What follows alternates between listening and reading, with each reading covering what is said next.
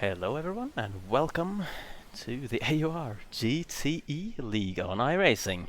This is a very new thing, a broadcast test basically for now, using some new software and some new overlays and everything to try and broadcast this iRacing League. It's the first time I am doing a broadcast like this with commentary on more cars than just myself while driving on iRacing, so it will be very interesting indeed.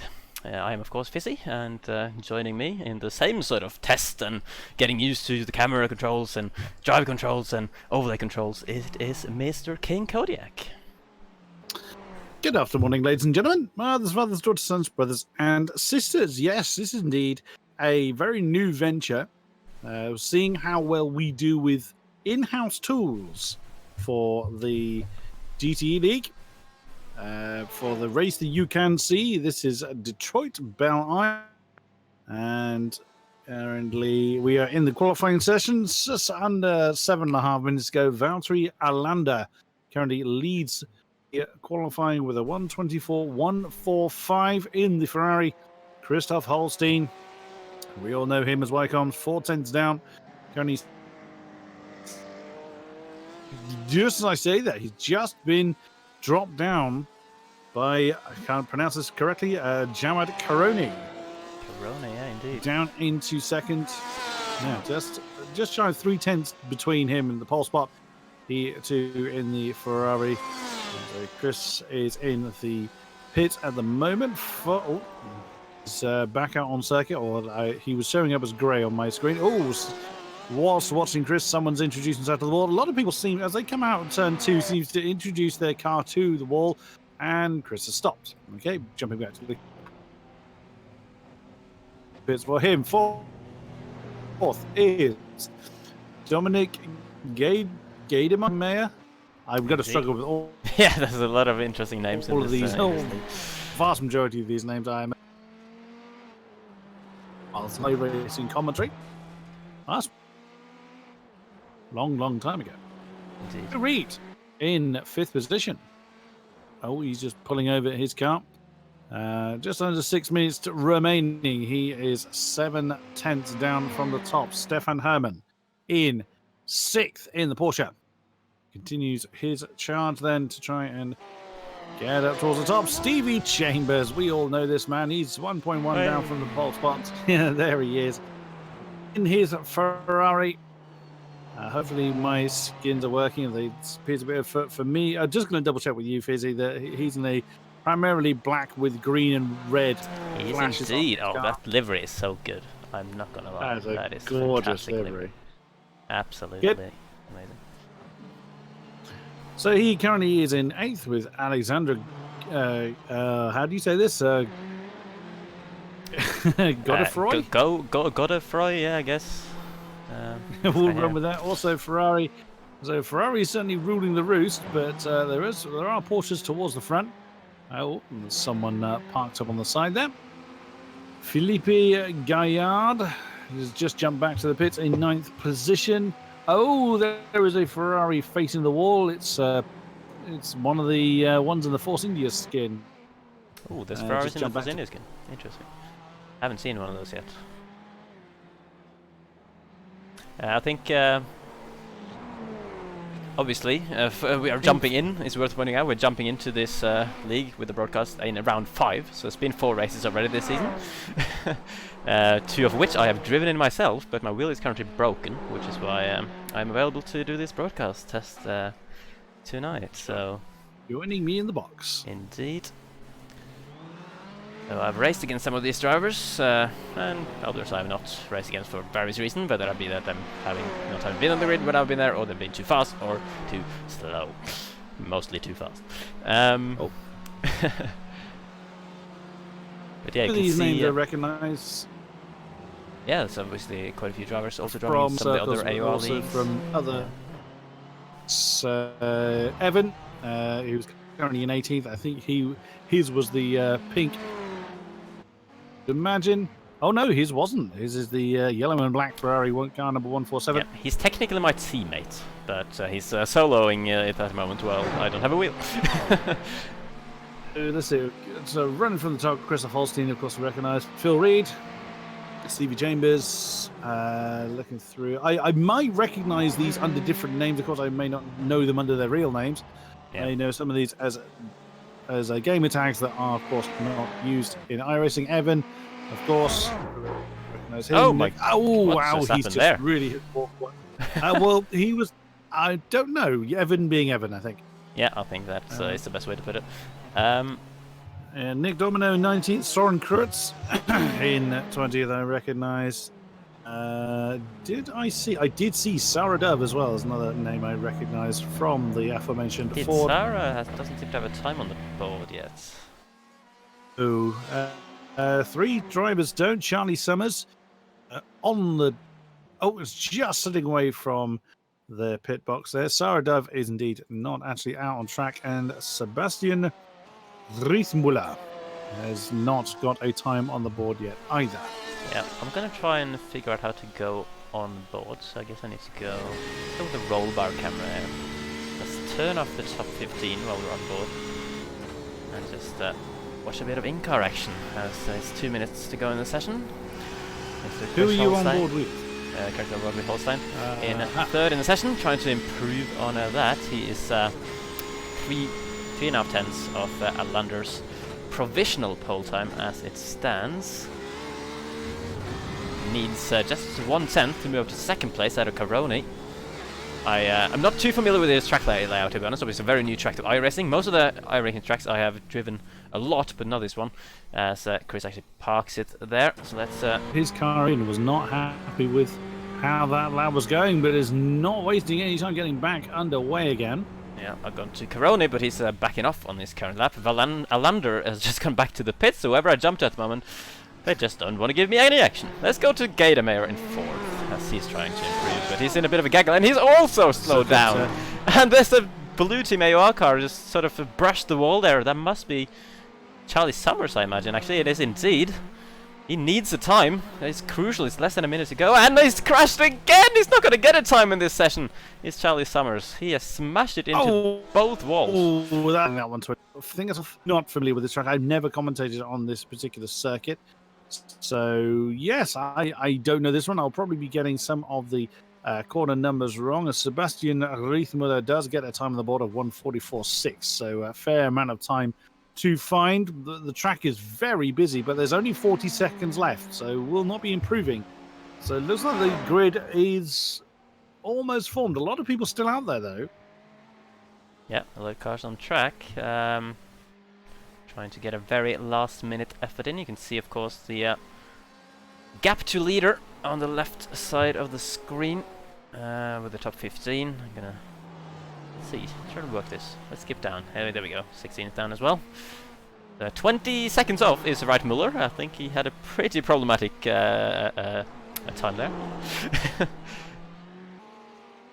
Yeah, I'm for recording my side. I'm too getting used to the overlay controls, so I will no doubt be misclicking and what have you.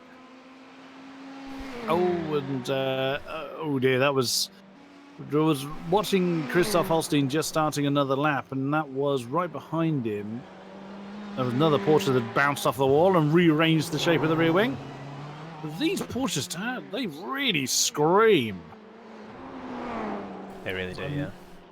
I'm more used to, I'm more familiar with project cars when it comes to GTEs, and that's not using the 9.9 ones, however, that are over there. That's how that's what I'm assuming is the major difference. I'm assuming so, anyway, as I'm not particularly familiar. 9.9, sorry. What? I was completely distracted. So just saying that, as I was saying, that this Porsche screams, whereas the project cars one I'm used to growls. Yes, and I think that's because this is fair enough. Yeah, they're two different Porsches, and so yes, Christoph brings that one back home. Let's see, is anyone else actually still running? Do you not believe so? There's so much timing screen. There's a few names that Yeah. appear to be on track, but they actually are not. But they're not. So, No, they are indeed not. So that is it. Your qualifying is done then. Valtteri Alander gets the top spot of that 24.145 he set a while ago, with Jawad Karoni second, 124.428. Christoph Holstein, 124.525. The gap very close then between himself and Gademeyer. What's that? Not even 400ths of a second between those two. Then it is Stefan Herman up to fifth, Phil Reed sixth, Stevie Chambers seven, Alexandra Godefroy. Yeah, we went with let's call Godefroy. him God. In eighth position with Yuka V. Suominen, Yes. as I'm probably going to get. And Felipe Gaillard, I think that is, in 10th. Indeed. As So we're we now know. gridding. So we'll go through the grid in a even cooler way, I think. So let's try and make this happen. So as I'm going to press the grid button here, we can get this beautiful... Oh, the credit, by the way, to Nicholas Domino for all of this graphics and setting up this overlay stuff. He's currently racing today. Let's see what position he's going to be on the grid here. The top 6. Alander on pole, ahead of Karoni on the front row. Holstein, Gademeyer behind him on the second row. Herman and Reed in 5th and 6th. So we move on to Chambers, who is actually the fastest qualifier out of the Pro-Am class. We'll get more into what the classes mean a little bit later on. Ahead of Godefroy, Suominen and Gaillard in the top 10. Blackwood and Brown then start just outside the top 10, ahead of Ike, Kamke, Warren, Potter, Brook. Oh my god. In 17th place. 18th place doesn't seem to have a name, but I assume that's Evan Imre, because his in Team AOR yellow. Yeah, interesting, because it has a name for me. Right. It is indeed Mr. Imre. We got Nicholas Domino starting in 19th. That's the overlay guy himself, ahead of Soren Kruse. Fook is in 21st, with Jake Towns alongside him. Then Bedford, Reitmuller, who had a problematic lap in qualifying, and then the two guys at the back that didn't set a time, Charlie Summers and Sarah Dove, both Team AOR drivers. So yeah, let's try and figure out who we're going to watch for the start of this race. Alander's on pole, so I'm going to go to him for the time being. He is, I think, we're just waiting for Phil Reed, looking at my names. Oh no, Sarah Doves looks like may have had a small connection issue there. So, yep, just waiting for the grid to sort themselves out. Are you seeing this? Just people kind of changing gear and the cars rocking backwards and forwards? Yeah, Alander's having a good time in there. A good old dance in there in the Ferrari. So very Ferrari heavy field. The Porsche in 6th looks kind of tiger coloured from that particular angle. Safety car now gets underway. And on my overlay, I do not have a lot of the drivers. I don't know. Cronin in 2nd compared to I think that's because they're not officially classed in. Then because it's pacing, they're not officially classed. Okay, so this might sort itself out when I cross the line, we hope, for the start of the race. Green flag. Here we go then. Green flag already. I think we've lost. Oh, there we go. It sorts itself We've out lost now. Charlie Summers already. Oh, have we? Okay, that's unfortunate. Charlie's Summers with an issue there. But the race is underway here at Belle Isle. It's going to be a 1 hour, 20-minute long race around this really, really challenging circuit. 57 laps. 57 laps exactly, estimated. Oh, there was a move going on in the background there. Let's try and figure that out. I think it was Stevie Chambers side by side with Godefroy, and he holds onto that position. Good defense from him, defending that Pro-Am class lead as it stands in the race. Those are the green-colored drivers on the overlay on the left side. The yellow-colored being the Pro class, and the blue-colored being the Am class. Of course, everyone is in the same race, but there is also sub-championships with drivers that have been placed in various classes based on their previous performances and pace.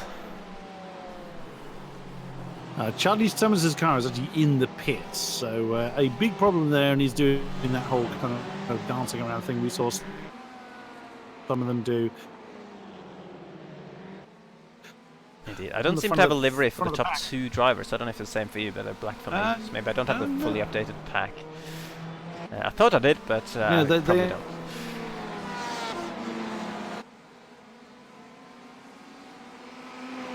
but I think they're on Coroni. As well, that's great indicating reserve. Looks like who was that? That was under pressure up to. Oh, look at that! That's Phil Reed on Stevie. No, sorry, it's Phil Reed on Stefan Herman. That's a battle for 5th position, right behind Stevie Chambers and Godefroy in a very.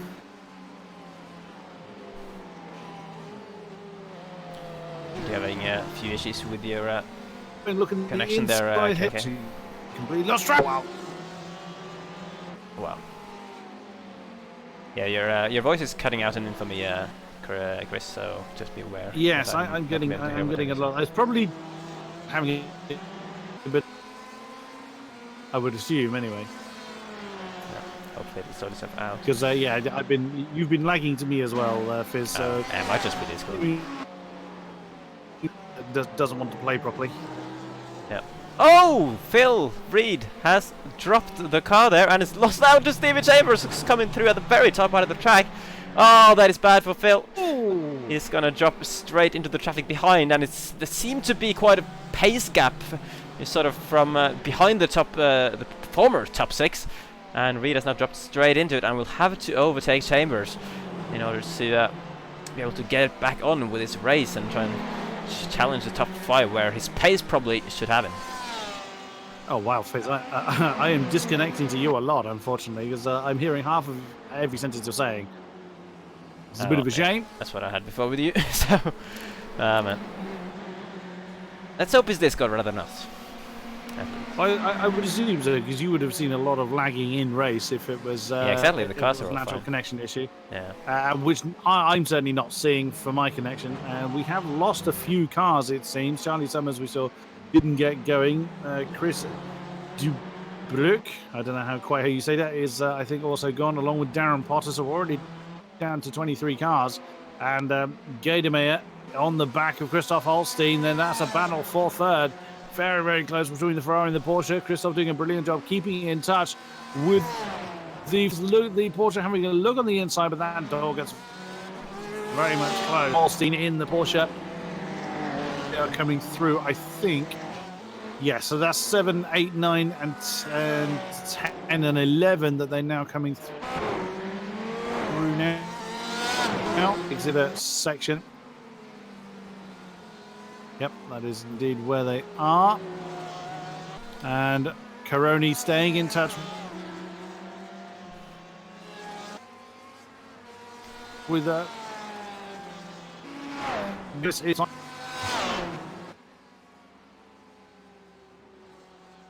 You back with me, Fizz? Kind of. I'm hearing you every other second. So.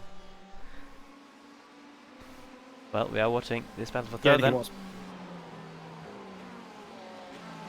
Being said. Should we maybe try to move to call instead of using this commentary box, KK? Let's give that a try. Okay, let's do it. Hello. There we go. Hello. Let's see if this works better for the commentary. Why the devil not? Can't hurt to give it a try. So, indeed, we are still watching the battle for 3rd, at least. So we're watching the same thing. That's good. Yeah, that was what I was trying to talk about. Christoph is, of course, losing a fair amount of time. He's now 2 seconds behind. As oh wow, Coroni is right with Alan now. Distance to go, but it's one of these things that, you know, if you're in a close battle, you can't help but press on and try and get ahead. Oh, Stevie Chambers has made a mistake. He's down in 8th now. He was ahead of Phil Reed earlier on. He's lost a position to Godefroy as well, but he's in a big pack. Indeed, yeah. He's right in the middle of a pack between himself, Reed, Godefroy, 6th to 10th in that particular pack with the... Go on. Yeah, my overlay was thinking Stevie was still in 6th, I think, while he was actually in 8th. I don't know if that only updates when they cross the line, maybe. The actual... The position number was changing, but not their spots in sort of the order on the left. So we'll see how that works out. It's all a learning curve, this. Yeah, I haven't noticed that yet. So maybe a quirk you've spotted in the overlay.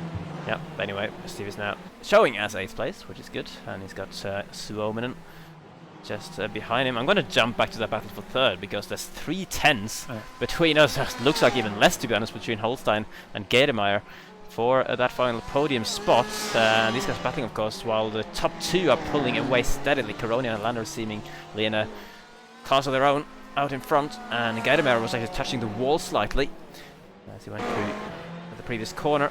That has given Holstein a little bit of breathing space. You can see the 2 black Ferraris, for me anyway, in the foreground as they come through the next corner. Yeah, as Alan, can you stop in this? Well, it's so compulsory because they won't get anywhere near the end of the race. Yeah, you have to pit stop because the fuel tank will run out. So the fuel tank wouldn't make it. Exactly. So they can fill the whatever amount of fuel that they want, but of course I think the normal thing to do is to fill it up completely, so that you spend less time in the pits while you have to refill whatever you have to put in to make the end of the race from your pit stop. Unfortunately, the communication problem seems to have continued. Yep. Not really too much we can do about it. Nope. Maybe one of our connections having problems, or it could be just Discord having a bit of an error. I think it's just Discord. Yeah, it does happen, unfortunately. Godefroy continues to pressure Phil Reed there for 6th position. Behind them, Stevie Chambers under pressure by Suominen. That is for 8th, and Sam Blackwood in the Ford, a little bit off the back of that particular battle, but staying in contention. But at the moment, everybody's has to be for 3rd with Holstein and Gademeyer. Just behind them there is Stefan Herman, who's not under pressure by anybody. You saw him in the back of the shot on my screen. But he gained a couple of tenths on, so he may well get involved in that particular battle. But we still have 50-odd laps to do, so let's see if anybody plays the strategy game, or everybody just kind of gets foot to the floor and pushes the car as long as they can. Yeah, of course you can try and. There is some strategy to be had in this with undercut. You know, you can play it based on traffic situation as well, to get out of a battle and try and jump them in a pit while they keep battling with someone else. It's always interesting. Of course, if you have a full fuel tank, you can go very far into the race, and that gives you a lot of strategies to play with, because you can just play it on the fly as long as you don't pit too early, because then even if you fill it up fully, you won't make the end. So I don't know exactly when the pit window opens, but I guess we will have to keep an eye on whenever someone comes into the pit lane. What are these cars? You'll know this certainly more than I feel. Are there any major differences between the board as far as? I only heard half of your question there. I was going to say, is there any difference between the fuel tanks between the 3 cars? Well, I've only actually driven the Ferrari myself, so I haven't actually looked, and I don't think it's really come up, but I'm pretty sure it's pretty much the same. So there shouldn't be any major differences fuel-wise in terms of how long you can go into the race. I wouldn't think. Especially as these these cars commentating very difficult. Yeah. Okay, but they're pointing out that the comps are screwed, and I'm very much struggling with that right now. Yep. Pretty. And yeah, I don't really see what we can do about it. Do you want to carry on solo, Fizz? Because I'm rather a spare part to your stream. I don't know, really. It's a long race to do solo, isn't it? Even half King Kodiak is better than me solo, I would think. But, well, I've killed the recording my side just to see if it's my PC that's struggling. We've got some people in the pits. I think. Let's see. Who do we have? Oh, ouch! I just jumped to Andrew Brown down in 22nd. He's the one in the Force India coloured Ferrari, and that's a very unhappy Ferrari. Oh wow, yeah, that's had some denting work on it. And Evan, I think, has been involved in that as well. That car doesn't look like he's steering Ouch. particularly straight. Indeed, so there is actually an option. Wow, okay, yeah. So you can press on session events, one of the tabs in the timing screen, and you get sort of an overview of everything that happened in the race, incidents and off tracks and everything. Wow, There's been quite a few things that has gone on off camera here. there's actually been a few pit stops I can see. Looking at this, yeah, it was indeed Brown and Evan both been in on lap 7. Yeah, a few off tracks. Darren Potter was in on lap 3 and in lap 2, so he's been in the pits twice already. And Chris De Bruick, I don't think got going. Charlie Summers definitely didn't get going. Yeah, Potter, De Bruick, and Summers, I believe, are out of the race. actually, as I say that. De Bruick turned white on my screen. I don't know why, because he's still in the pit. He keeps reappearing in the pit lane for some reason. Although weirdly, since I stopped recording, the blagging comm seems to have calmed down a little bit. Yeah, I agree. I was just thinking, has it? And here comes. Is that Andrew Brown that's coming in the pits again? Yeah, Andrew Brown is in the pits again in that very heavily rearranged pink Ferrari. That's unfortunate. That's going to be there a while, I'd have thought. Yeah. If you have a major shunt with a wall or with another car, of course, you can get it repaired usually, but sometimes the repair time is very, very long, like several minutes, and you're going to lose several laps, and it's sort of ruining your race completely. So even if you technically can still carry on, and I think Brown is in one of those situations at the moment. So then, 9 laps done. Lap 10 has begun. Valtteri Alanda has led from the start, being chased by Jawad Karoni. In the second, Holstein still hanging on to third in the lead Porsche from Dominic Gaydemeyer. Stefan Herman has had a fairly quiet race, although, yeah, he's got damage to that rear wing. He's had an argument with the wall at some point. Phil Reed is closing in on him. Closed in about 3/10 on the last lap in his Ferrari car 16. Then it is Alexander Godefroy, who has a broken free of Stevie Chambers. Stevie in 8th then with Jukka Suominen in 9th position. Sam Blackwood in 10th in the lead Ford, with Felipe Gaillard in 11th. 12th is Ben Warren. Domino, our overlay expert, is being chased in 13th by Flavian Fourcou. And rounding up the top 15 is Jake Towns, but he's got a lot of company there. Sarah Dove in the pink-black Ford with Phil Bedford in the next Porsche, and Cohen Van Eyck right behind them. I think that's a rearranged Ferrari as well. Oh, yes, it is a little bit. That front right corner shouldn't be that shape, with Soren Kruse right behind him in the yellow Porsche. Indeed, yeah, that Van Eyck has definitely got some damage on the rear of his car and the front of his car, I think. Oh wow, I'm surprised that he's still driving around, seemingly reasonably in 18th place. Trying to keep up with his train ahead of him, because that Ferrari does not look too healthy. But, oh yes, I've just had that weird thing with the position numbers going a bit cuckoo. That's because I think that's a lag issue, because if I'm looking at my timing screen, the positions that are wrong, so to speak, has Christoph Holstein disconnected? Oh no, he jumped back up the third. There's basically a lag moment where something goes on and the timing screen positions go completely cuckoo. Of course, the overlay feeds off the same data that the timing screen does. Yeah, I think it might be to do with who you're looking at any time, potentially, because even though we've set the graphics to load up to 60 cars, I have anyway, in my settings, so it should have every car loaded in the session at once, but for whatever reason, maybe bandwidth issues or some other issues, that doesn't seem that every car is actually loaded. The cars that are furthest away on track from those who are watching. Cohen Van Eyck is now driving sideways. Oh. He's had a very big argument. Was up to 15th, I think, now down to 19th.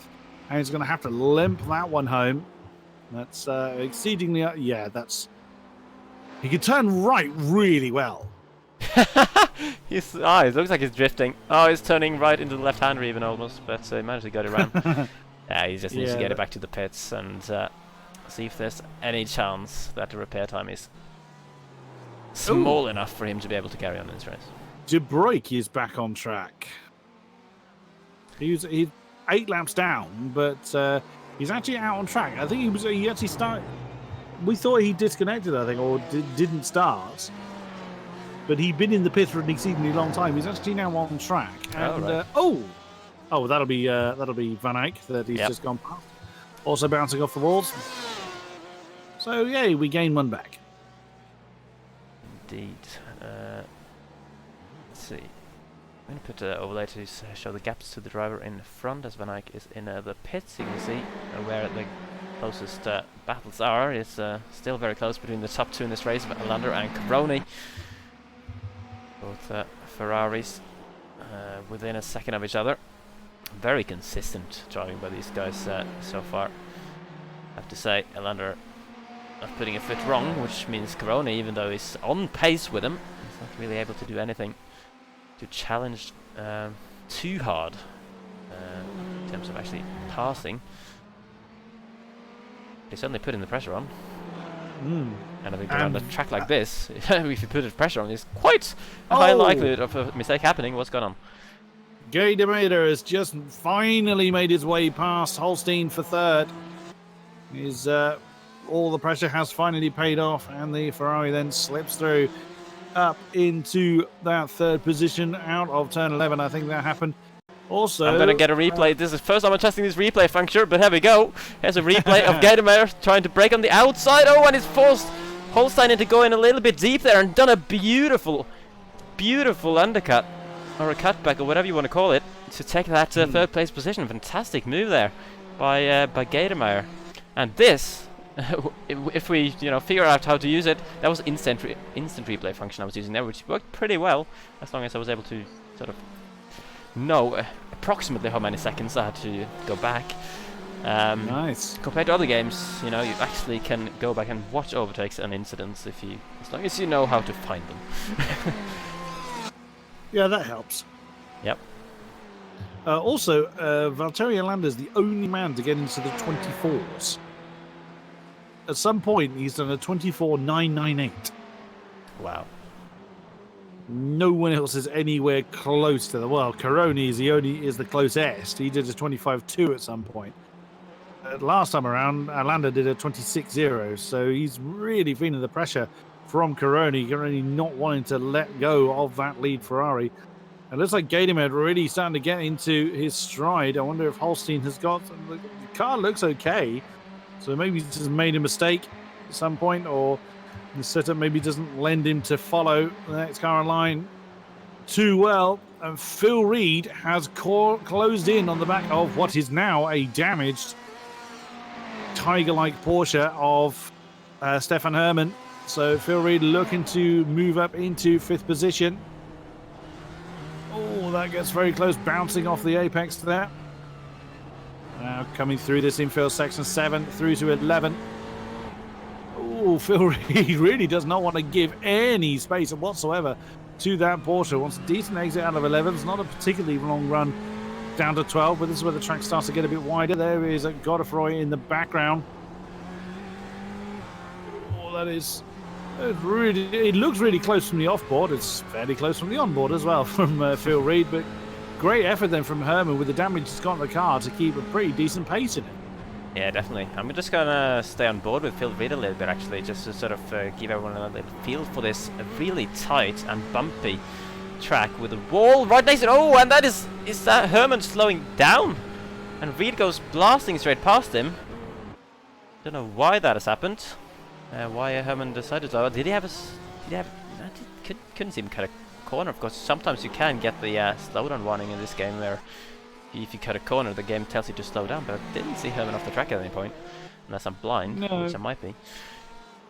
But yeah, for whatever reason, he either had a slowdown without going off track, or he actually wanted Reed to go past. Oh, actually, I'm just seeing Herrmann's got a bent rear right side of his rear wing, so that could be maybe he's realized that he's struggling and would rather just not have to focus on defending from the car behind rather just focus on controlling his car if he is struggling because that's that rear wing. I mean, if he knows the car behind is quicker, it's going to hold both of them up if he does try to defend. So he has gone through. Who's that directly ahead of? There is someone that is directly ahead. Oh, I think it's Evan. It is indeed Evan Imre that's the car ahead of Phil Reed on track. For unknown reasons, I'm still not getting his name on my overlay, which is quite weird because it works for everyone else. He had to be Evan, didn't it? He'll love the fact that he's causing you hassle, I suspect. As always. So Evan should be getting out of the way of the charging cars as they are a lap ahead. Whether Phil... And there he goes. I wouldn't imagine Evan will make it particularly difficult. He knows the score. So Phil Reed then has got just under 7 seconds to close in between himself and Christoph Holstein, who is now 1.5 seconds off the back of Gadamer. So whether Dominic's now just getting the hammer down to pull away from the Porsche, or whether Christoph's got a bit of a problem with the car, we don't know. But still, that lead battle of Alander and Caroni, as they have not been more than a second apart all race long. Yeah. That gap now back under half a second. I'm gonna go on board with Caroni actually. See how he's putting the pressure on the race leader at the moment. Oops. He's getting very close to the wall there. Yeah, you can sort of stroke the wall in place there without losing too much. Well, without causing yourself too much problems. But of course, it's a very fine line to thread. If you have a slightly more heavy touch than what Caroni had on that occasion, you easily get some damage that the game will want to repair when you make a pit stop. You can of course choose to ignore optional repairs, the sort of more minor bodywork repairs. But yeah, if you have big crashes, of course, then the game will tell you again tell you required repairs that you have to take in your pit stop. But I think those little touches with the wall aren't going to be anything too major. There was a little bit of bodywork damage. You can see the front left corner is a little dent. You can, if you go on cockpit cam, you can see that left corner is slightly raised, but how much issues that's realistically causing, we don't know. Only Caroni will know that. It's not seemingly costing him any real pace, hanging on to the back of Alander pretty well. How well will these tyres last? So the tyres will most likely last the entire race. However, they could become, a little bit problematic towards the end. But what I found in the 2 races I drove myself this season so far is that the time you can make up on fresh tyres is not really enough to warrant the tyre change. However, I have seen some drivers in previous races that have actually pitted for tyres. So whether they are more hard on the tyres than me, or whether they're sort of not, they just think the tyres are going to drop off more than they actually are, I do not know. But I do expect that for most drivers at least, the tyres will be able to go to this. So only really pit if you have a problem, basically. And to fill fuel, of course, at some point, to make sure you get to the end. Oh yeah, but sorry, I was meaning tyres specifically, but yeah. So you're not going to touch the tyres unless you've got major damage or you blow then one you up. might as well change it while you do the repairs, I suppose. So, besides Alander and Caroni, let's have a look at who's where. Gadiman now 2.5 ahead of Holstein. So I would think, I wonder if that rear wing looks slightly misshapen. So I think he has hit the wall at some point. That would explain why his pace has dropped off a bit. Yeah, that the left side of that rear wing is not straight, so he has reshapen the Porsche a little bit. It is costing him some time. Phil Reed, as we saw, has managed to get ahead of the damaged Stefan Hermann. So he presses on in the blue Ferrari. Who else is in a decent battle? Sebastian Ruthmeyer in 18th position is pretty close to Soren Kruse in the bright yellow Porsche. So they fight for the tail end of the field. But otherwise, most people have managed to kind of find some free air by and large. Indeed. Oh, that's a weird little issue here with my gap time between these 2 drivers aren't really correct. Says because they're 11 seconds apart. I'm pretty sure it's less than that. Between Cruiser and Wright Muller battling in the final 2 points positions at the moment. Points go down to 18th place in this league. So points to fight for, even if you're quite far off. These guys are, of course, let's see, over a minute actually behind the leader at the moment. It's not going to be too long until they get lapped. Evan, of course, has already gotten lapped. And I think these 2 guys could be in danger of getting lapped by the end of this race, as we still have a lot of laps to run, only on lap 19 out of 56. I think we've been going for about 25 minutes. It's going to be 1 hour and 20 minutes in a total. It's almost an endurance race for well, depending on what you compare to, I guess. Compared to most leagues in AOR, you would probably call this kind of an endurance race. It's a decent distance for these guys to cover. It's not really a sprint, although some people probably might treat it as one. Unfortunately, I actually have a family problem. My youngest has decided to be ill, so how terribly inconvenient. I'm afraid I will have to leave you to it, because I now have to help my wife clean up after my youngest. Right. Well, that's unfortunate. I hope he gets well soon. Indeed. So good luck, Fizzy. Thank you, and just for joining me so far. And yeah, I'm sure we'll be hearing more of you in the. Hopefully, be hearing more of you in the box for these races in the future, whether that's with or without me. Obviously, unsure about my wheel situation, but anyway, yeah. Cheers, and see you later. Of course, see you on Wednesday for the GT3 League. Yes. Okay, well, I guess it's just me then, until the end of the race. That's very unfortunate for everyone involved. Alec in the chat pointing out that if we see 5 cars crash at the same time randomly, they are arguing about corner numbers. Yeah, there are a bunch of drivers that are talking to each other in the Discord during this race, and some of them apparently arguing about corner numbers at the moment. Which could cause them all to crash, it would seem. But let's try to get a little overview then. With or just over 20 laps run in this race, we're about just over a third of the way through.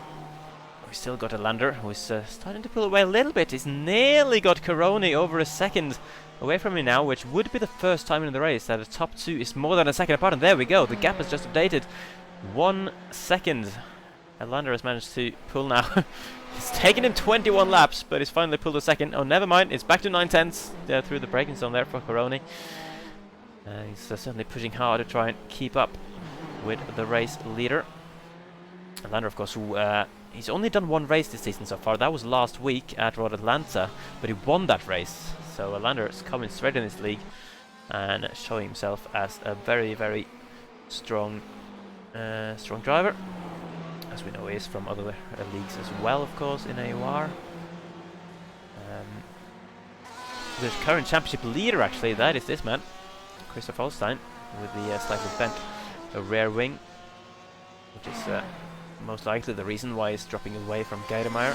3.2 the seconds now, the gap between 3rd and 4th. Second in the championship, that would be this man, Stefan Herman, who's currently in the pit lane. That is very interesting. I wish he would tell me anywhere that he's actually pitting without me having to go to him and guess.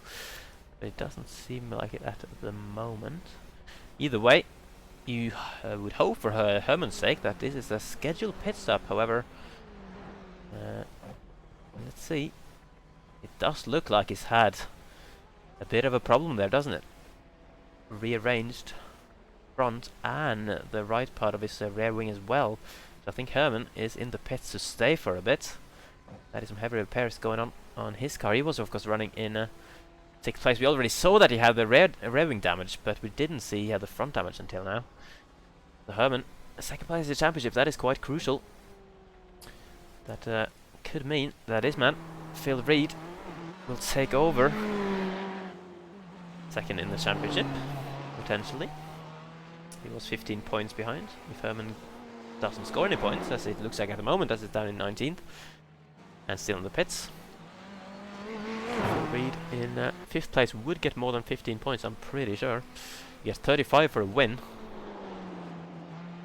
And down to 1 for 18th, but of course the top positions get quite a bit more relative to each other compared to the lower points positions.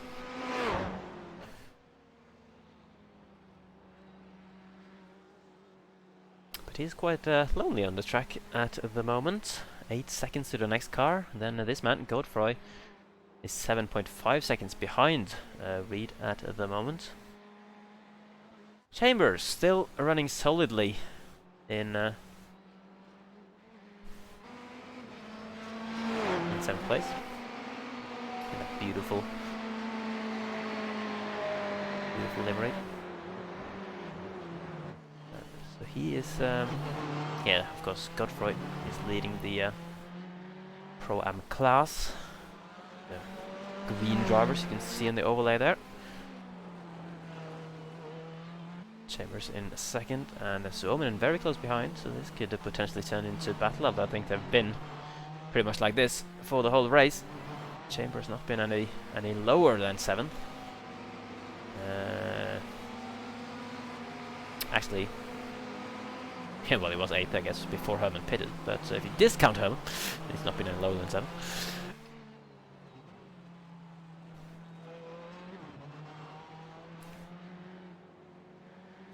Welcome to you, Nigeru-sama. Nigeru-sama. My apologies. Yes, first time sitting live for GTE, and it's the first time the GTE is being broadcasted in this format as well. This is technically just a test. Evan says he wants to join me in the commentary box. Okay, I suppose we can do that. I mean, it's not too serious, this particular broadcast, considering it's on my personal channel rather than an official AOR channel, because of the fact that it is just a test at the moment. First time we're using these camera controls and overlays, just seeing what works and what doesn't. I'm trying to get used to it all. So let me give Evan a little call. He's going to be a very Scottish person, by the way, just an early warning. I hope it picks up quickly, because I'm not enjoying this call sound mid-broadcast. Backman, who wants to be a millionaire? I'm calling a friend. But here we go. The friend has arrived. Evan Imre! Hello. Hello. All right. You were in this race, of course, but you have retired, it would seem. What's happened? Yes, I clipped the wall. One of the walls. It was turn 7 or 8, and then of course you just bounce across to the next wall and then damage your car even further.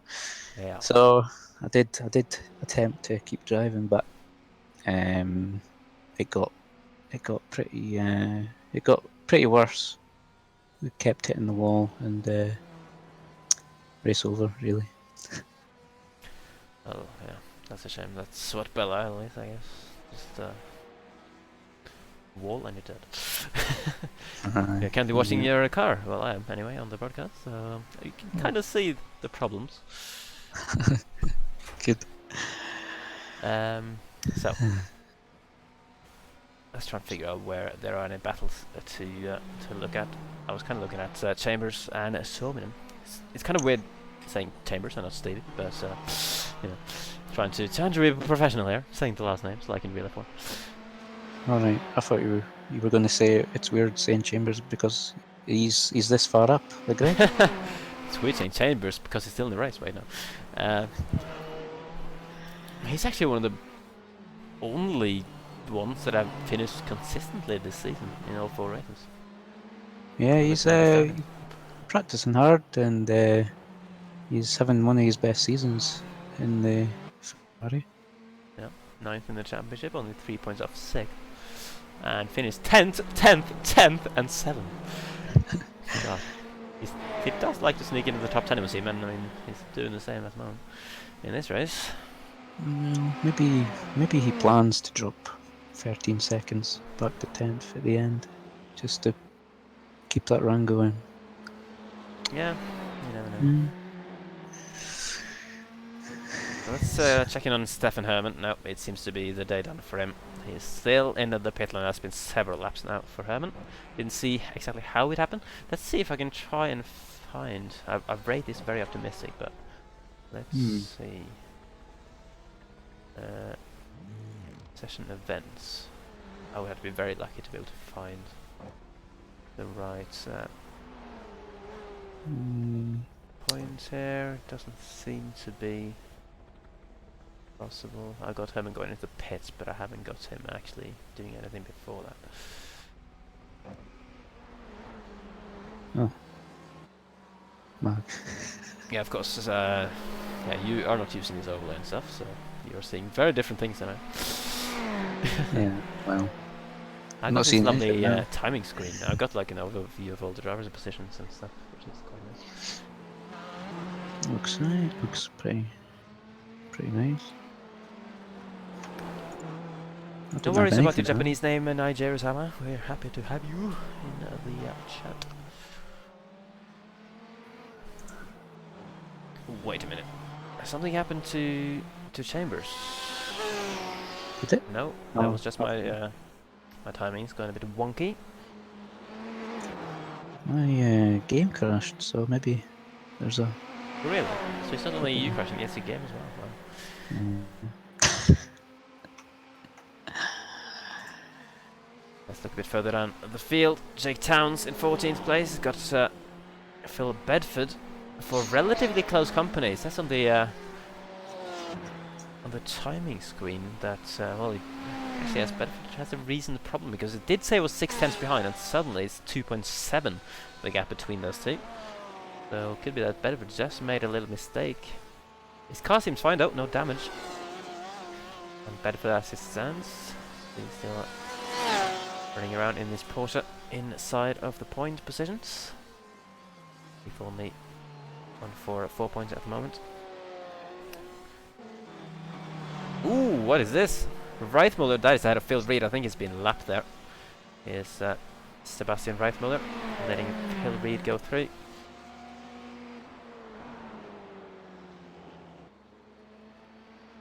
In the Team AOR blue car. Teammate with Charlie Summers, who we saw, well, we didn't really see it, but we know that he went out of the race very early on. Do you have any inside info there, Evan? Oh yes. Charlie has very bad technical problems in that he is getting 0 frames per second. 0 frames? I mean, yeah, that sounds like kind of a problem to drive around with 0 frames per second. Yes. I can normally make do with 1, but 0, that's a bit. Yeah, he's currently he was going slower than a PowerPoint slideshow. Well, that's unfortunate. Yes.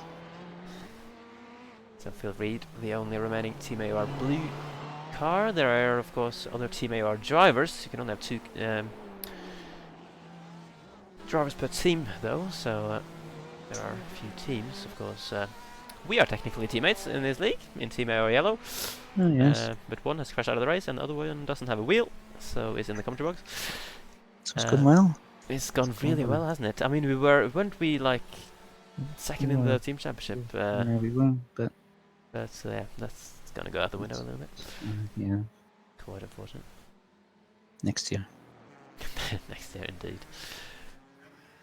And hopefully this broadcast will look a little bit better as well when whoever is going to be carrying on with this on a regular basis, as I got used to using these new softwares. Looking at Holstein at the moment, who's coming past a lapped car. I believe that would be Stefan Kamke. Yes, indeed. A little bit of damage on that Ferrari as well. Seems to be struggling, but he's still running, and he's still in 18th place, which gets him 1 point. guess I can point out as well, point out on the topic of points, that it's not only finishing positions that get you points. You get points for a bonus point for pole position. That would have gone to Valtteri Alander, of course, already for this round. You also get a point for setting the fastest lap of the race. Which, let's see who currently has the fastest lap of the race. Will that be shown anywhere on my timing screen? Best lap. Alander's got a 124.9. Caroni behind this best lap is a 125.2. So that's quite a difference actually, considering how close these guys have been in the race. Alander's best lap is 0.3 of a second quicker than the second place man.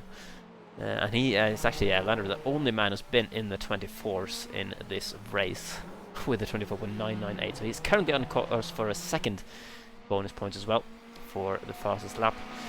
And then for those that are new to iRacing, there is a thing called incident points as well, where you basically get an incident point if you go off the track anywhere,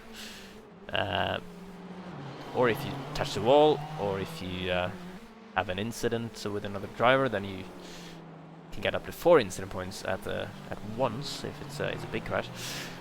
But basically, the bonus points are such that if you manage to get through the whole race without accumulating a single incident point, then you will get 3 bonus points, and then you get 1 bonus point if you manage to get no more than 1 incident points.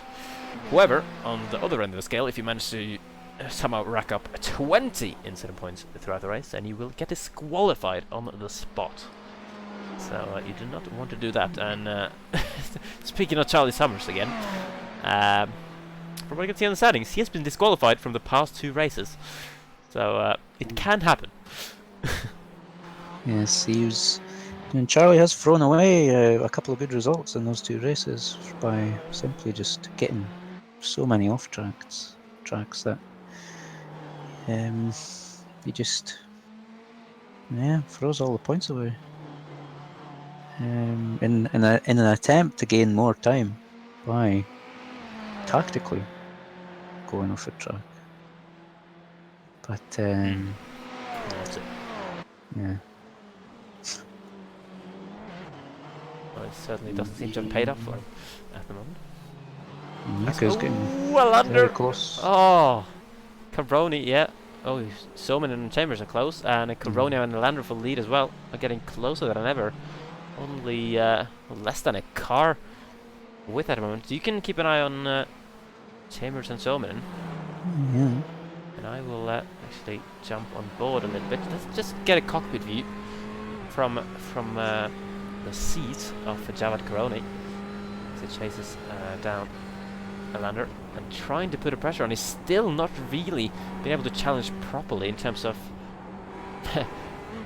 attempting an overtake. He's just occasionally getting really, really close, and it looks like he might have a chance, but of course on this track it's... I mean, where are the overtaking opportunities on this track?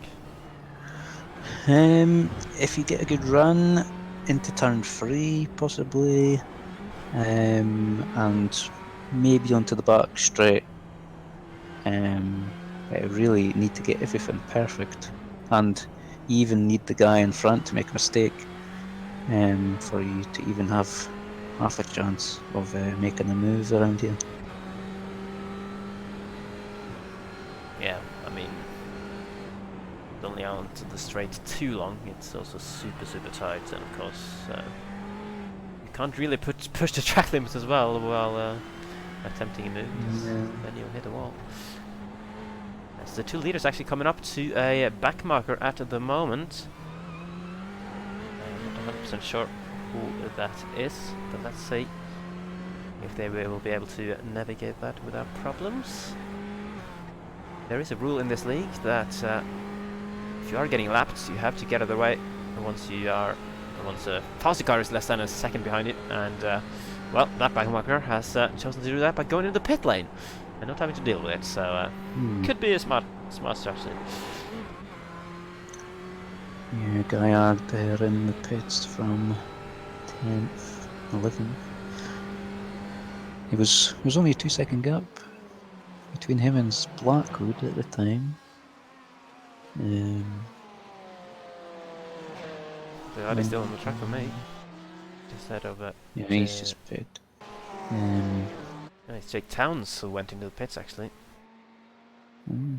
I think he was the man who was getting lapped by the leaders just then.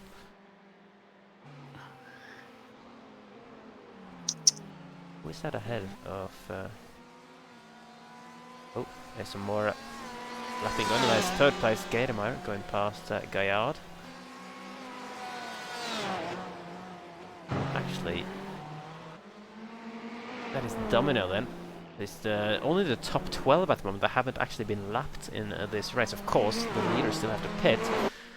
I'm pretty sure quite a few of the guys in the top 10 still do as well, if not all of them. Yeah, it's quite a short pit lane. Oh, someone spun. Oh, who's that? I've lost them. It's Van Eyck. Van Eyck. Oh yeah, well he's only 3 laps down. Yeah. Let's try the instant replay only- feature again. Only Can I- 17 laps. Oh, I can only pick him up after he spun it. Let's go try to go even further back. That was pretty sketchy, that. Sitting there for quite a while. Luckily, no one hit him. So Phil Reed goes through. So he'd just gotten lapped by Phil Reed. Comes through the right-hander into the braking for the left. Just loses the back end to the left and then overcorrects into the right wall. And that is more trouble for Cohen Van Eyck.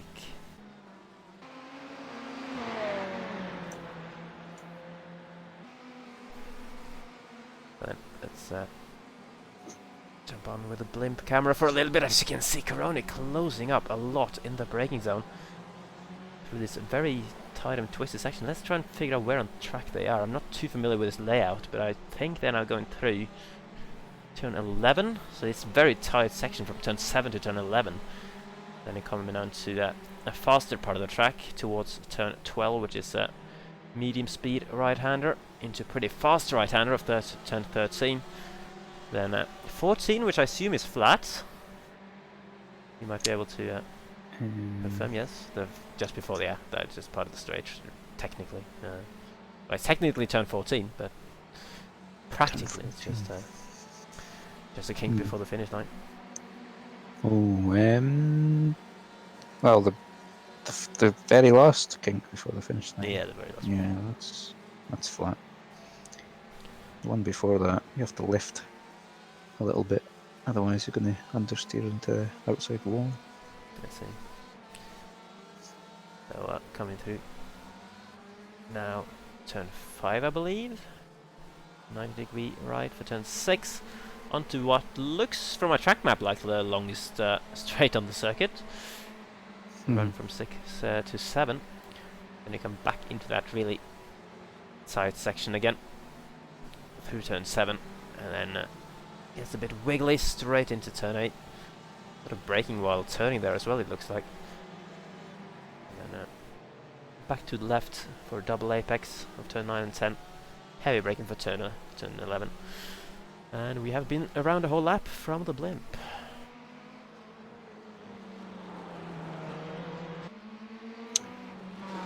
As Brownski, aka Andrew Brown, is in the chat with us. Let's check in on his car. Yes, His car is completely gone. He's not even in the pit lane. It's completely gone. So he has certainly had a problem that has made him lose out. He was catching me, but then he binned it because he was so overawed by my car. Right. He was just overawed by the fact that he was behind you. Yes. As we see. And if I'll go to Yuka, Yuka's really putting the pressure on Stevie now. Oh, look at this, yeah. Let's check the roll bar camera with Yuka.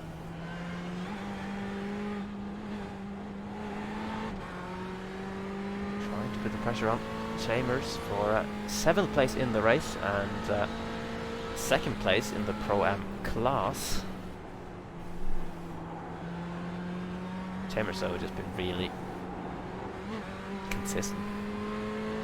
Not only in finishes this season, but in the race as well, it would seem. May not be the fastest, but it's not doing anything silly. Sticking to his line. Making sure he gets reasonable exits. And that's going to make it hard for Suominen to really challenge, as you said. You really need the driver ahead to get a little bit out of shape somewhere, make a little mistake to open the door. Yes.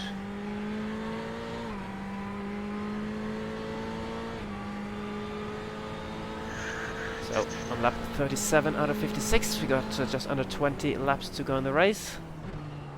Which means we're about two-thirds of the way through. Haven't been in race for an hour yet, but it's gonna feel like a long time this for the drivers. And of course the fuel, I don't know if there's a way, and I don't think I have a way to check the fuel level of each of these drivers, but I think that getting towards the area now where those guys who haven't pitted yet will have to pit because the fuel tank's gonna run out. Chambers actually pulling away from Suominen through the final part of the lap there. Jesus. Indeed. Someone. Oh! Man. Suominen just pushing it really hard over the bumps through turn 1 and 2. Just not getting any closer. I thought that he might have pitted. But Ooh, can't let's check now because the game has crashed again. So. Oh, great. Lander. He does not seem to have pitted, actually. But he's pulled out. He's over a second further ahead now of Caroni than he has been throughout most of this race. 1.8, the gap between the top two now. Caroni driving for race clutch. Lander driving... Actually doesn't tell me what he's driving for. So, but I'm pretty sure, I assume it's Glacier Racing, because I think Yeah. it's, and that's at least the case in the Formula 1 League.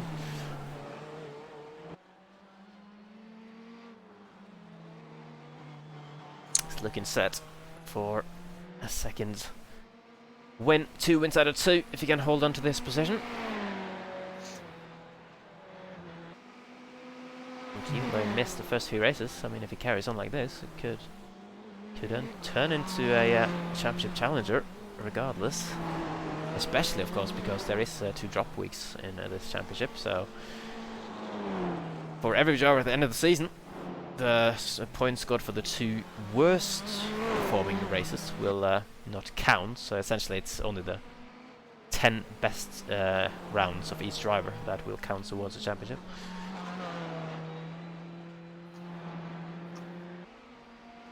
But you can see the top 4. I mean, we haven't seen too much battling, unsurprisingly, really, in terms of close battling at this track. But the top 4 are still relatively close, only 8 seconds from Lander down to Holstein, who's still running solid pace, considering his rear wing isn't completely straight anymore. But the gap then from Holstein down to Phil Reed is 19 seconds, so top 4 in a class of their own at the moment. Reed is just running in no man's land, really. Got a further 16 seconds down to Godefroy. He's got a further 10 seconds down to Stevie Chambers, who's still under pressure from Suominen. But he doesn't want to give up that 7th place. Chambers, of course, has had a habit so far this season of picking up positions quite late in the races as a result of other drivers getting disqualified or having crashes. I think quite a few of his 10th place finishes have been sort of helped out by that in terms of getting into the top 10. So if that happens again, of course, he's looking on for a personal best result of the season if he gains any more places from the 7th place that he's holding at the moment. Yes. As long as you don't crash, you'll pick up points, guaranteed. As pretty much, yeah. I mean, there is only 18 runners. Technically, there's 19 runners because Chris, the De Broek, is still running in 19th place, but he's 5 laps down.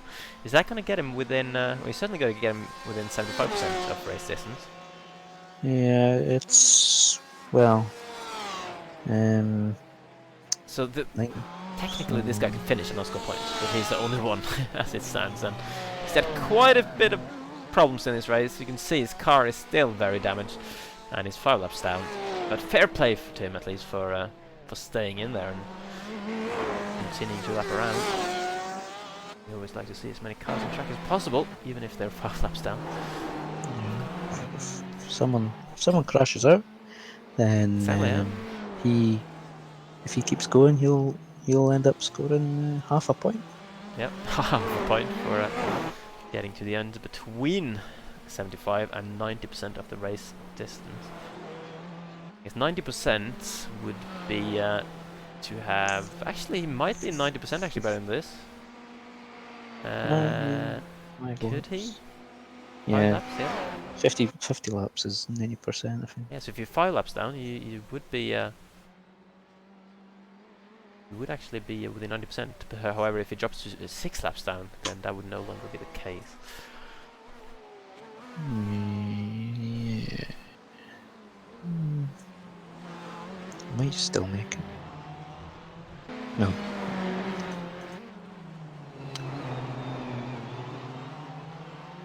So then we're still waiting for the top 12 cars to come into the pit lane.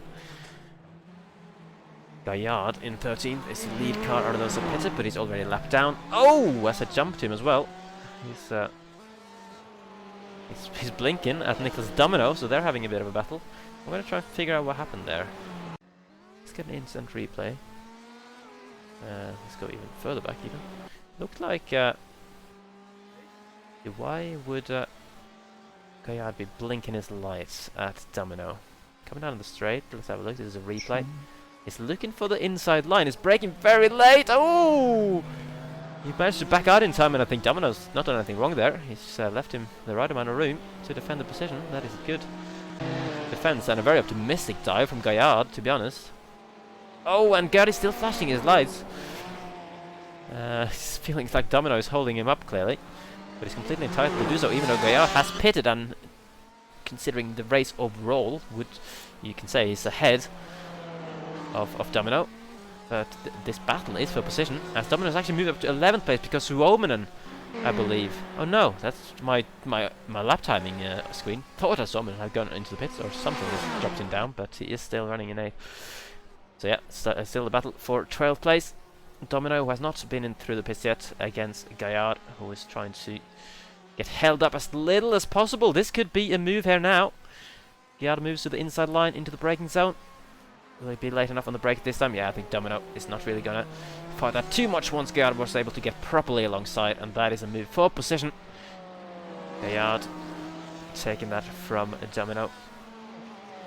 You can see where Gaillard ends up when the rest of the guys, well, the guys now in the top 11 have made their pit stops. You'd expect him to jump some of them at least. Caroni has closed Olander down by about half a second in the last 3 laps. What will be interesting as we come up to this pit stop phase is who pits first, and one of them may well, Caroni might well jump Olander in the pits if he's quick enough and clear it. Still expecting no tyre changes, of course. It's not like F1 where you're going to get a massive tyre advantage on your outlap, but and if anything, having lower fuel might actually be beneficial, so you might actually get an overcut in terms of how good the car is to drive, but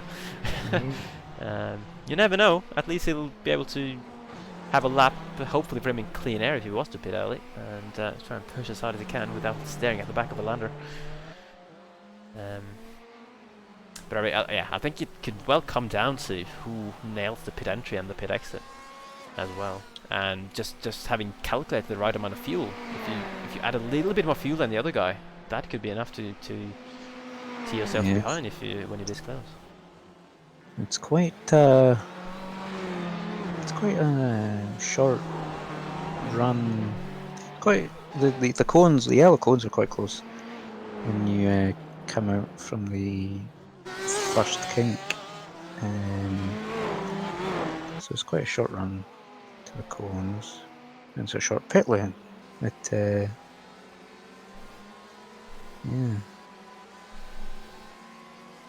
Indeed, well, I've never gone to the pits in the car. You can see the pit lane there actually from the beam camera. It's relatively small pit lane compared to some other tracks. But these guys are staying out. Lap 44 out of 56. 12 to go. The fuel tank is still running. You'd expect relatively soon that they will have to come in to fill it back up. Still the top 11 that has not been through the pits yet. There's Holsteiners came out of the pits. Oh, has he just pitted?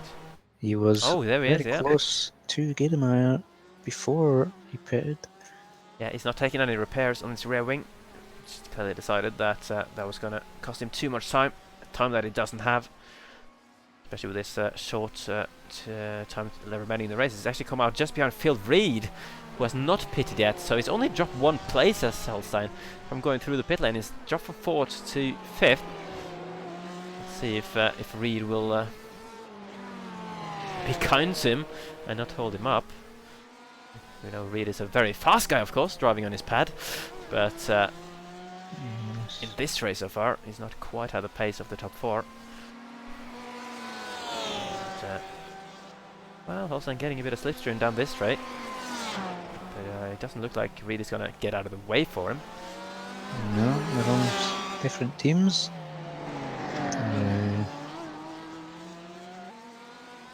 They are friends, but they are under contract. Under contract to block and fight hard against any other team out there, regardless of the race situation. Either way, really staying ahead. Let's see if Giedemeyer will respond to Holstein going to the pits. It doesn't look like it at the moment. He's still out on track. And if he looks at his relative, he'll realise that Holstein is getting held up. Indeed, yeah. Oh, yeah, it's really getting held up now. This is quite crucial, actually, if Holstein wants to have a chance of this 3rd place. There we go, though. He could get the move done here. No real point for Reed to defend this too hard. And there we go, Holstein nailing the braking zone. No. Oh, well, that would have been interesting if Reed had tried to get back on the next corner there. But these guys having a nice little battle there. And now Holstein can get the clear air and push. And now both sides of his rear wing is a bit out of shape. So he's had a little bit more contact with the wall, it would seem. Holstein, that's not going to help him at all. But I mean, he's still running a solid pace, even though Reed is getting really close again after having been overtaken.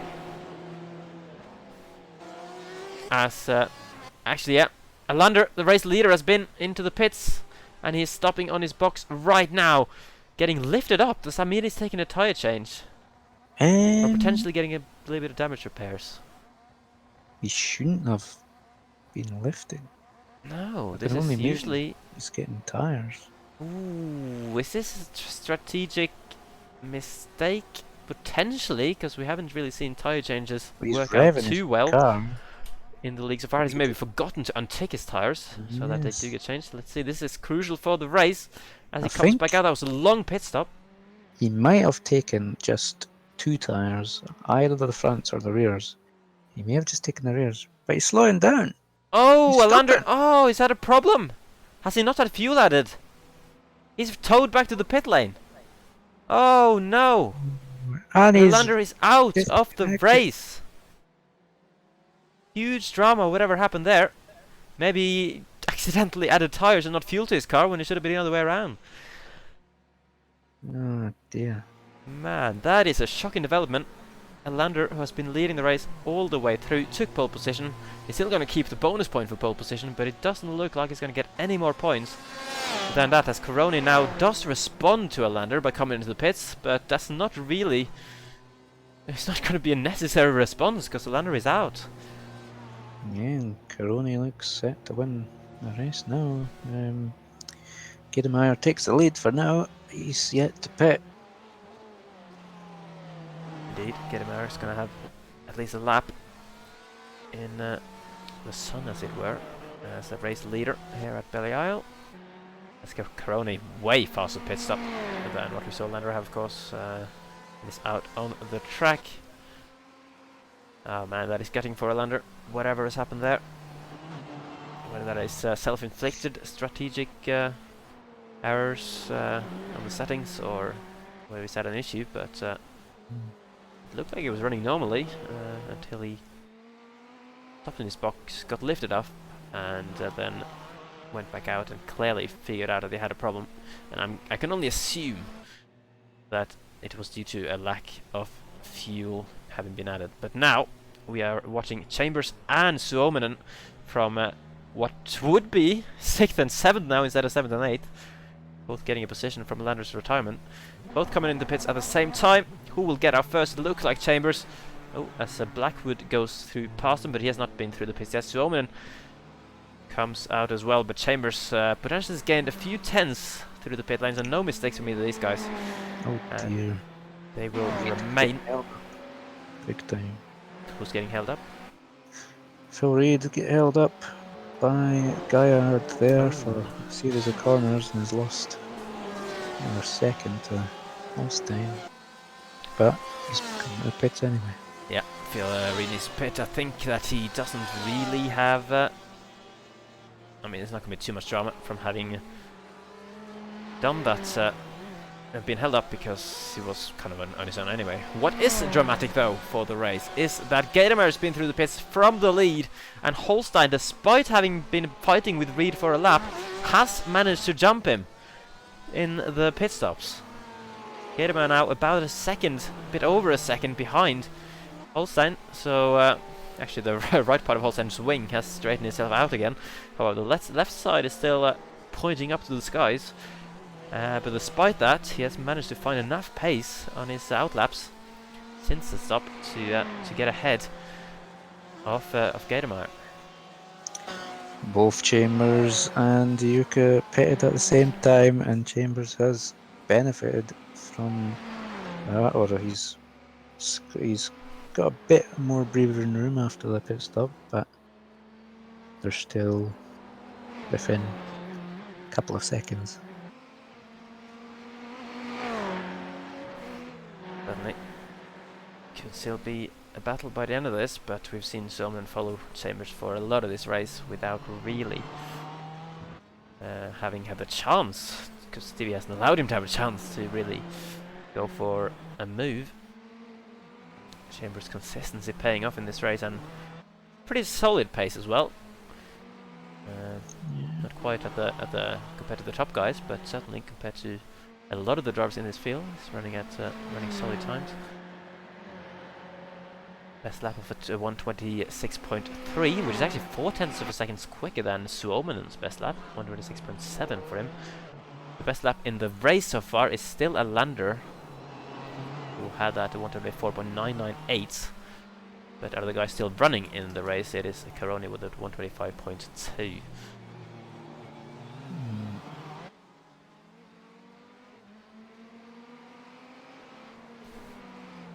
Let's see. Any close battles out on a track? It seems relatively spread out at the moment. I think Chambers and Suominen is the closest that we've got as it stands. Of course, it's a track where it's hard to have close battles.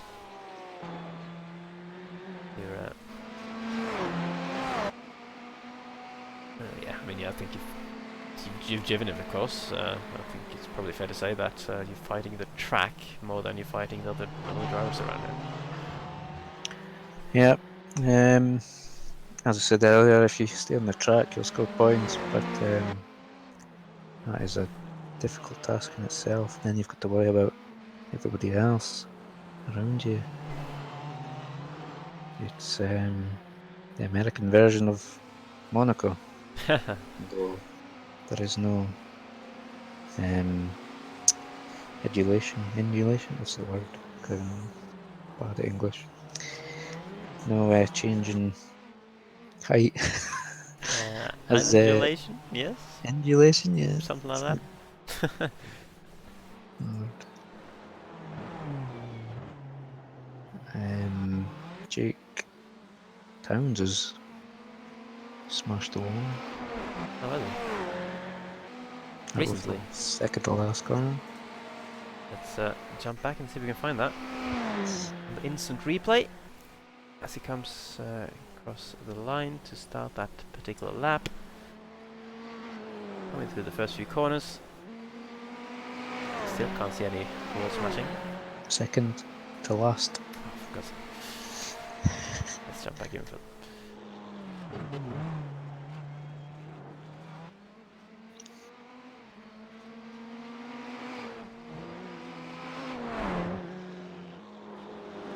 I want to see the wall smash. Let's see. He's coming round. Oh, there he is. That's a relatively big hit. He's already got a bit of damage to his car, and that certainly will not help. So then, back to Chambers and Suominen, the closest battle on track at the moment. Only two drivers separated by less than a second, as Suominen is closing back in on Chambers after losing him some time in the pit stop. He's got 5 laps to try and make a move if he wants to get 6th place away from the Englishman. I think Chambers knew this was inevitable, but he won't be feeling as much pressure because he's done this now for about 50 laps. Yeah. So Well, he's certainly got practice in this race by of just staying cool while he's got a car right in his mirrors.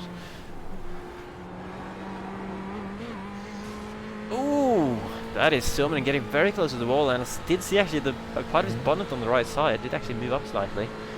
There's a little bit of damage. Whether it will affect his pace or not remains to be seen, as he's getting very close through the 90-degree right-hander. And coming through. I believe it's actually don't know what corner that was. Still don't know this layout too well. Someone is pushing hard. Still can't force Chambers into making a mistake.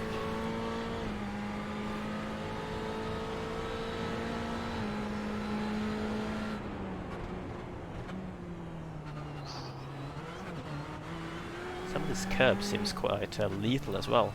Huge curbs on the inside.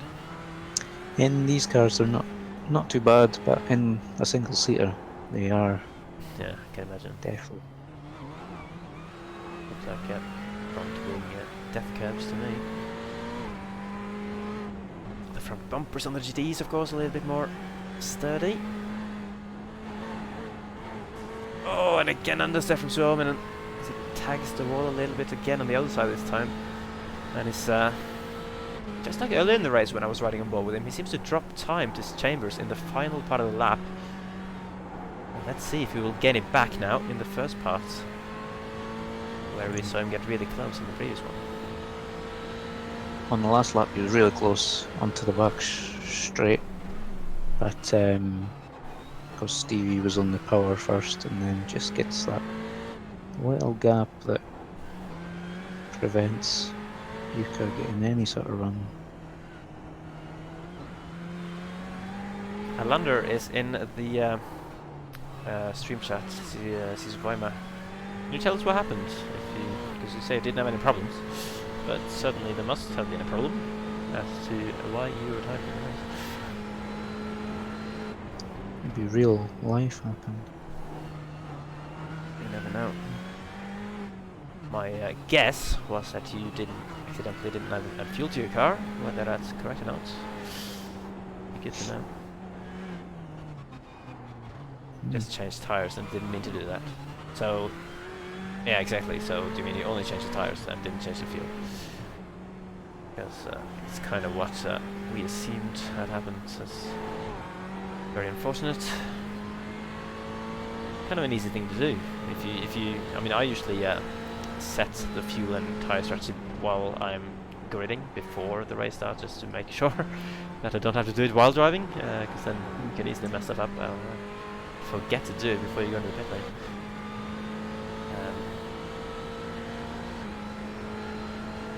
Oh, you even had damage from lap 2, wow. Oh, and Sorminen has lost it on the braking. He's lost the rears. Locked the rear tires. Went across the corner as well. Very close to Chambers, but that's going to lose him at least a second. And he's got 3 laps to go to try and close Chambers back up if he wants to have another chance. But that could be the saving grace for Chambers. Give him some breathing space. For all we know, he would have been able to hold him off regardless, as he's done for 53 laps already. But it's taking the pressure off, certainly. But I don't think Sorminen has given up by any stretch of the imagination. Let's see.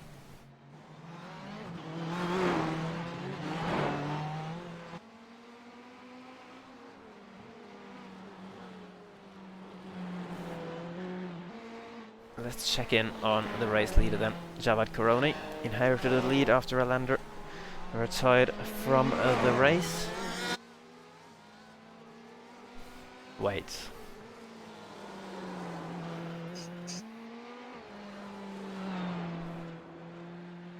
You didn't want to drive to the end because you lost a possible win. Even though you would have been on for a podium. That is bizarre to me, but and if it was my league, I would probably give you a warning for that. Not gonna lie. If you meant to finish the race as you start, please try to. But each to their own. Karoni is being caught though, very slowly by Holstein. You can see him there. Holstein is catching up to the leader. Ooh. He's not got a lot of time to go. Yeah, 2 laps to go. I mean, it's 1.7. 25.7, 25.8, last 2 laps for Holstein, last 2 laps for Karoni. He's been over a second fastest, yeah. 6.5, 2 seconds at least faster. Maybe he's trying to save fuel.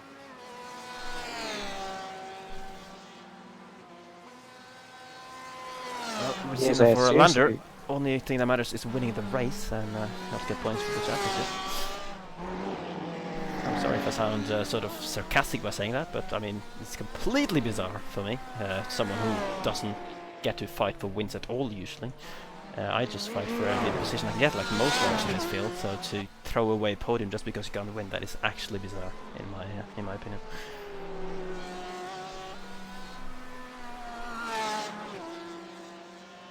Either way, let's see if Holstein can close this gap. Oh, look at how much he's gaining. It's really just over a second now. He's so fast. Holstein Karoni must be either struggling with tires or he's just trying to manage this gap now. 1 lap to go in this race. Could we actually have a battle for the win at the death of this 1 hour 20 minute long race? 56 laps that we're driving around this track.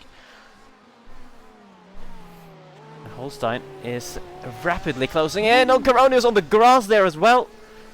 That's not going to help him. It looks like quite a few drivers have been on that part of the grass actually. Quite a bit of tire marks there.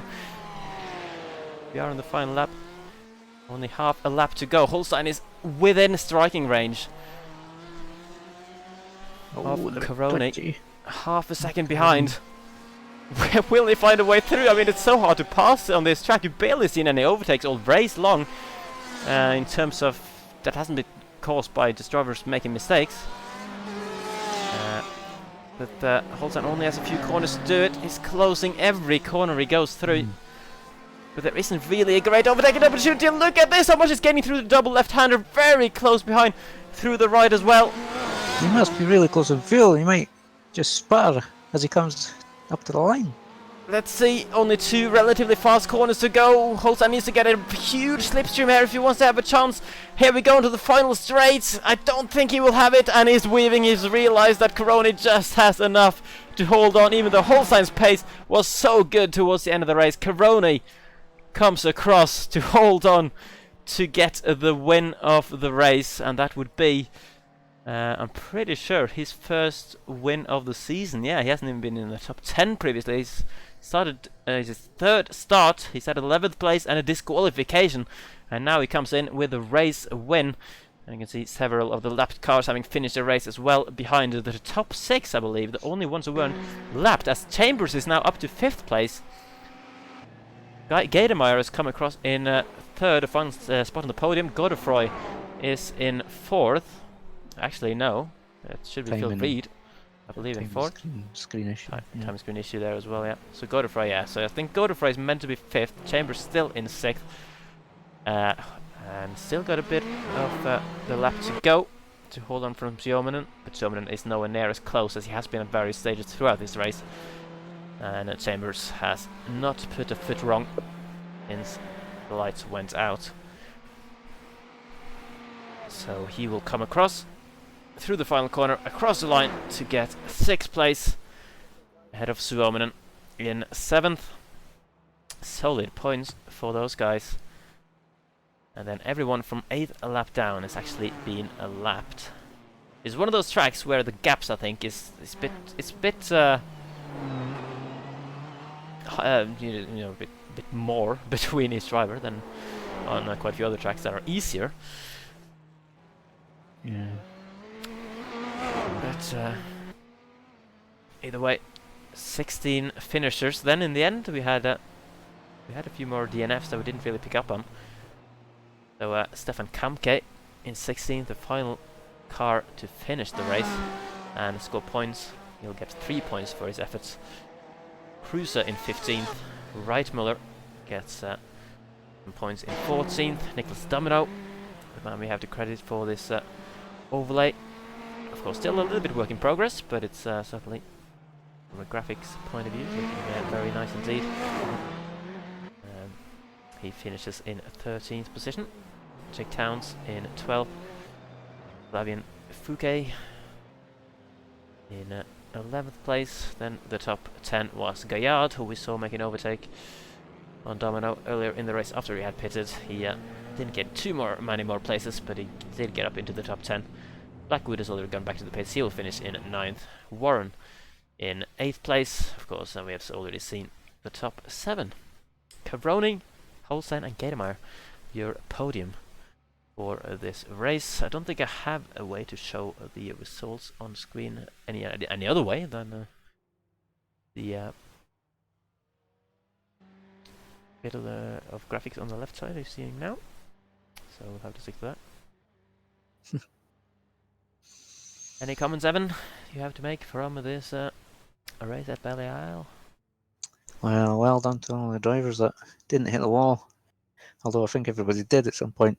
But if they didn't get any damage, then it was a good job. Certainly. Yeah.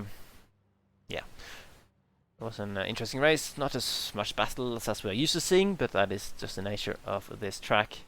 Not really lending itself to side-by-side action. So, see if I can figure out how to hide this name bar. No. There we go. That's nice. Yeah, I mean, from my point of view, I hope to be back in the car at some point later in the season. Hoping to get a new wheel at some point. So I don't know what the case will be with future broadcasts of these races. This was of course a test to test the new overlay and the new controls. King Kodiak was with me in the first part of the race, of course. I believe that he will continue broadcasting this and hopefully eventually take it onto the main AOR channel when we feel confident that we are good enough with these overlays and functions to make it look professional enough for that channel. And yeah, whenever I get back in the car, I will go back to streaming my personal POVs as well, hopefully. So cheers to everyone who has been watching the race. Hasn't been too many of you, but I appreciate those of you who have been there. And you can make sure you check out the AOR channel, Apex Online Racing, for a lot of other league broadcasts. I'll be back in the commentary box on Wednesday for the GT3 League on Project Cars 2 on that channel, and then in whatever way and on whatever channel, hopefully, for those who really enjoy this GTE League broadcast, there will be a way to watch it next Monday in a week as well. But for now, thanks for watching and good night.